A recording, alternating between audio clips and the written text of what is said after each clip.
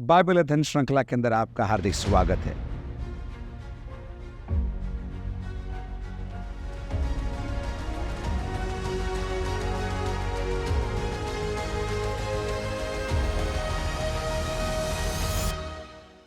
मिलकर हम कुलुस्सियों के नाम प्रेरित पौलुस की पत्री का अध्ययन कर रहे हैं और आज हम चौथे अध्याय की 7वीं आयत से आगे मिलकर सीखेंगे। पहले प्रार्थना करते हैं।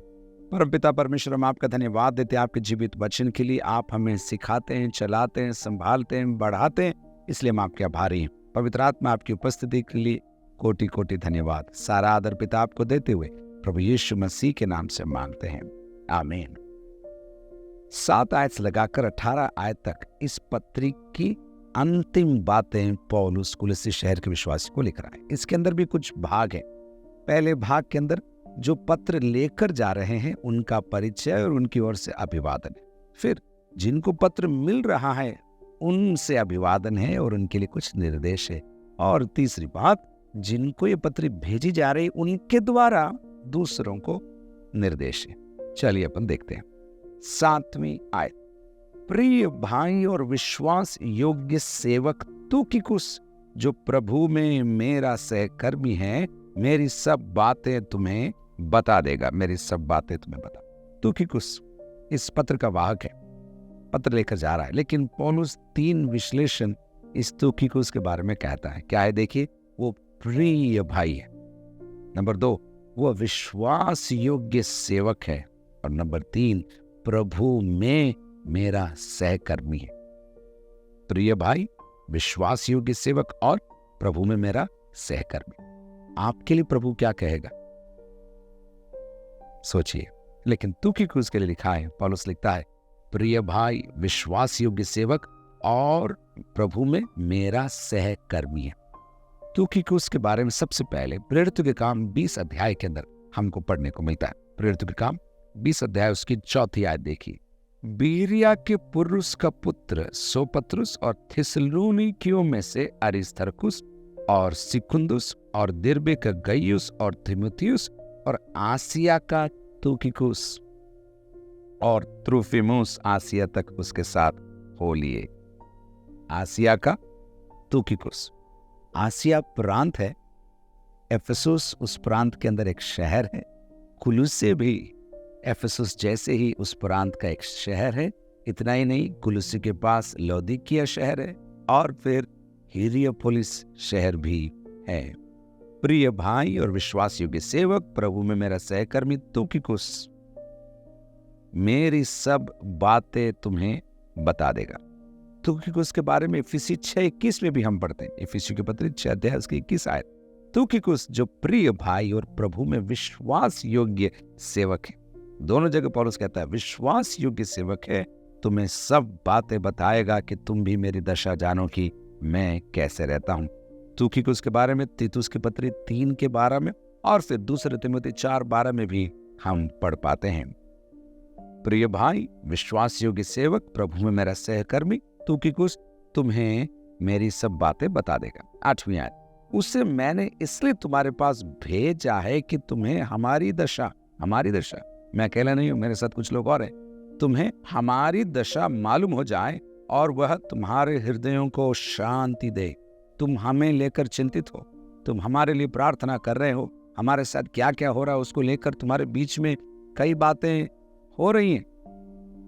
पौलुस कहता है मैं तुकिकुस को तुम्हारे बीच भेज रहा हूं ताकि हमारा हाल तुम्हें मालूम हो जाए और तुम्हारे मनों को शांति मिल जाए। यहां देखिए, कुलुस्सी के विश्वासियों को पौलुस ने कभी नहीं देखा, लेकिन इन विश्वासियों और पौलुस के बीच में एक अदृश्य मानो प्रेम है और पौलुस उस प्रेम का फायदा उठाते हुए उनको संबोधित कर रहा है और कह रहा है तुम्हारे मनों को हम शांति देना चाहते हैं ताकि तुम ये समझ जाओ कि हम सुरक्षित हैं और प्रभु के हाथ में छिपे हुए हैं। 9वीं आयत। उसके साथ, तुकिकुस के साथ मैंने उनेसिमुस को भी भेजा है। कौन है ये उनेसिमुस? कहाँ पौलुस से मिला? उनेसिमुस गुलाम है। हमें कहाँ से मालूम पड़ा? फिलेमोन के लिखी हुई पत्री के अंदर आपको बाकी वर्णन मिलेगा। सारांश में उनेसिमुस एक भगोड़ा गुलाम है जो फिलेमोन के घर से गुनाह करके भागा है और भाग कर, और हम ये अनुमान लगा रहे हैं फिलेमोन का घर भी कुलोसे के अंदर है, कुलोसे से रोम पहुंच गया। रोम में प्रभु की दया से उसकी मुलाकात पौलुस से हुई। पौलुस ने उसे सुसमाचार सुनाया। सुसमाचार सुनकर उसने अपना जीवन प्रभु को दिया। और अब पौलुस कह रहा है, जीवन प्रभु को दे दिया, लेकिन तुझे मेल मिलाप तो करना पड़ेगा। इसलिए तू फिलेमोन के पास जा, तेरे पूर्व स्वामी के पास जा, मेल मिलाप कर, और प्रभु का अनुग्रह तेरे साथ रहेगा। तो तुकिकुस भी जा रहा है, उनेसिमुस भी जा रहा है। अब देखिए उनेसिमुस के लिए पौलुस क्या लिख रहा है, उसके साथ मैंने उनेसिमुस को भी भेजा है, जो विश्वास योग्य और प्रिय भाई और तुम ही में से है, अर्थात तुम्हारे ही शहर से है। ये तुम्हें यहाँ की सारी बातें बता देंगे। ये दोनों मिलकर हमारे यहाँ की सारी बातें तुमको बता देंगे। तो कौन कौन जा रहे हैं? तुकिकुस और उनेसिमुस जा रहे हैं। अब 10वीं आयत देखिए, अरिस्तर्खुस जो मेरे साथ कैदी है। अब पौलुस 3 यहूदियों के नाम प्रस्तुत करेगा जो पौलुस के साथ रोम में थे। अरिस्तर्खुस जो मेरे साथ कैदी है। क्या सच में कैदी है? क्या गुनाह करने के कारण कैदी है, या पौलुस के साथ रहकर दुख उठाने के कारण उसने अपने आप को स्वेच्छा से कैद में कर दिया है? ये सारी बातें हम अनुमान ही लगा सकते हैं, लेकिन पौलुस यहां लिखता है अरिस्तर्खुस जो मेरे साथ कैदी है। और फिर और मरकुस जो बरनबास का भाई लगता है, मरकुस जो बरनबास का भाई लगता है, जिसके विषय में तुमने आज्ञा पाई थी कि यदि वो तुम्हारे पास आए तो उससे अच्छी तरह व्यवहार करना। कई वर्ष पूर्व अपनी पहली मिशनरी यात्रा के अंदर बरनबास और पौलुस ने अपने साथ मरकुस को लिया था, लेकिन मरकुस ने उस यात्रा को पूरा नहीं किया, आधे में छोड़कर वो चला गया। उसके बाद दूसरी मिशनरी यात्रा में जब बरनबास ने फिर से मरकुस को साथ लेना चाहा तो पौलुस ने मना कर दिया, और वहां से वे 2 दल हो गए। लेकिन कई वर्षों के बाद इनका मेल मिलाप हो गया। कहाँ हुआ, कैसे हुआ, हमें नहीं मालूम, लेकिन अब उसी मरकुस के बारे में अच्छी गवाही देते हुए पौलुस कह रहा है, और मरकुस जो बरनबास का भाई लगता है, जिसके विषय में तुमने आज्ञा पाई थी कि यदि वो तुम्हारे पास आए तो उससे अच्छी तरह व्यवहार करना। एक और बात बता दूं, अभी मरकुस रोम के अंदर है, और रोम से ही उसने मरकुस रचित सुसमाचार लिखा, जो सबसे पहला लिखा गया सुसमाचार था। मौखिक बातें थी, लेकिन सबसे पहला सुसमाचार मरकुस ने ही रोम में रहकर रोम के व्यस्त विश्वासियों को लिखा। और मरकुस जो बरनबास का भाई लगता है, जिसके विषय में तुमने आज्ञा पाई थी कि यदि वो तुम्हारे पास आए तो उससे अच्छी तरह व्यवहार करना। तीसरा नाम, और यीशु जो युस्तुस कहलाता है। यीशु आम नाम था उस समय पर, और यीशु जो युस्तुस, और भी गहरा परिचय दिलाने के लिए, और यीशु जो युस्तुस कहलाता है तुम्हें नमस्कार कहते हैं। और फिर देखिए इन तीनों के बारे में, खतना किए हुए लोगों में से केवल ये ही परमेश्वर के राज्य के लिए मेरे सहकर्मी और मेरी शांति का कारण रहे हैं। बहुत यहूदी शुरू में थे, लेकिन मेरे जीवन के अंत में आते आते ये 3 यहूदी ही मेरे साथ सहकर्मी के रूप में, दुख उठाने वालों के रूप में, और मुझे शांति और प्रोत्साहन देने वाले के रूप में खड़े हैं। कौन कौन? अरिस्तर्खुस, मरकुस और यीशु जो युस्तुस भी कहलाता है। 12वीं आयत, इपफ्रस जो तुम में से है। उनेसिमुस के लिए भी कहा था जो तुम ही में से है। इपफ्रस के लिए भी पौलुस कह रहा है, इपफ्रस जो तुम में से है और मसीह यीशु का दास है। हमने कई बार इस बात को कह दिया, लेकिन एक बार और मैं कहूंगा, पौलुस कुलुसी शहर कभी नहीं गया, लेकिन पौलुस से शिक्षा और प्रोत्साहन प्राप्त कर इफिसुस कुलुसी शहर में जाता है, सेवा को शुरू करता है, और वहां ही नहीं लौदीकिया और हिरापोलिस में भी मंडलियों की स्थापना इपफ्रस करता है। और उसके बारे में पौलुस कह रहा है, इपफ्रस, अब विश्लेषण देखिए, जो तुम में से है, मसीह यीशु का दास है, और क्या तुम्हें नमस्कार कहता है। और फिर देखिए, और तुम्हारे लिए प्रार्थनाओं में प्रयत्न कमजोर शब्द है, मूल अर्थ वहां पर आता है परिश्रम, और तुम्हारे लिए प्रार्थनाओं में परिश्रम करता है, ताकि तुम अर्थात उसके विश्वासी सिद्ध होकर पूर्ण विश्वास के साथ परमेश्वर की इच्छा पर स्थिर रहो। एपफ्रस उनका पासवान है। इन तीनों मंडलियों की ओर से एपफ्रस रोम आया है और रोम में पौलुस की सेवा वो कर रहा है। और एपफ्रस से ही कुलुस्सी के अंदर गलत शिक्षाओं के विषय में पौलुस ने सुना है और इसलिए इस पत्री को पौलुस लिख रहा है। और इस पत्री को लेकर कौन जा रहे हैं? तुखिकुस और ओनेसिमुस। एपफ्रस जो तुम में से है, मसीह यीशु का दास है, तुम्हें नमस्कार कहता है और तुम्हारे लिए प्रार्थनाओं में परिश्रम करता है ताकि तुम सिद्ध होकर पूर्ण विश्वास के साथ परमेश्वर की इच्छा पर डगमगाते रहो, नहीं स्थिर रहो। 13, मैं उसका गवाह हूं कि वह तुम्हारे लिए और लौदीकिया और हिरापुलिस वालों के लिए बड़ा परिश्रम करता रहता है। दूर है, लेकिन मैं गवाह हूं इस बात का, मैं जानता हूं इस बात को कि एपफ्रास तुम्हारे लिए, लौदीकिया की कलीसिया के लिए और हिरापुलिस की कलीसिया के लिए परिश्रम करता रहता है। एक सेवक को परिश्रम करना जरूरी है। आलसी नहीं हो सकता सेवक, खोया हुआ नहीं हो सकता सेवक। उसे प्रभु के नाम से, प्रभु से सामर्थ पाकर प्रभु के लिए परिश्रम करते रहना है। एपफ्रस के लिए पौलुस गवाही दे रहा है, मैं गवाही देता हूं, मैं उसका गवाही हूं कि वह तुम्हारे लिए और लौदीकिया के लिए और हिरापुलिस के विश्वासियों के लिए क्या करता है? बड़ा परिश्रम करता है।